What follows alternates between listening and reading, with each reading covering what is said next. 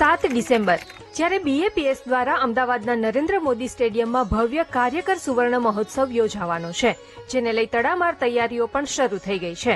આજના ભાસ્કર વિડીયોમાં જાણીશું કે કાર્યકર સુવર્ણ મહોત્સવ શા માટે ઉજવાઈ રહ્યો છે અને મહોત્સવ કેવો હશે. મહોત્સવને થોડા જ દિવસો બાકી છે ત્યારે જ્ઞાન નયન સ્વામીએ હાલમાં જ એક વિડીયો શેર કર્યો છે. તેમાં તેઓ જણાવે છે કે મહંત સ્વામી મહારાજે એક વખત કાર્યકર સુવર્ણ મહોત્સવ શબ્દ વાપર્યો હતો ને કહ્યું હતું કે આ કાર્યકરો સુવર્ણ જેવા છે. બીએપીએસ સંસ્થાના નાના મોટા ભાઈ ભાઈ સર્વે કાર્યકરો, હું તમને રોજ યાદ કરું છું અને આજે પણ યાદ કર્યા છે. તમારા બધાની સેવા ભૂલાતી જ નથી.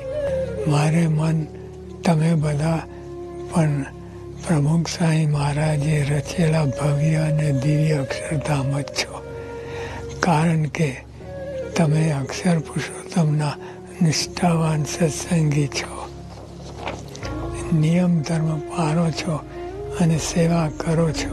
તમારો જય હો, જય હો. 1972ની સાલમાં પ્રમુખ સ્વામી મહારાજે મધ્યસ્થ કાર્યાલયની સ્થાપના કરી કાર્યકરોને રજીસ્ટર કર્યા અને એક વ્યવસ્થા તંત્ર ઊભું કર્યું હતું, જેને વર્ષ 2022માં 50 વર્ષ પૂરા થયા હતા. તે સમયે આખો વિડીયો જોવા માટે ડાઉનલોડ કરો દિવ્ય ભાસ્કર એપ.